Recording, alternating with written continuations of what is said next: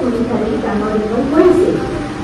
শ্ৰীমন্ত শংকৰদেৱে এক নাম ধৰ্ম প্ৰচাৰ কৰিছিল।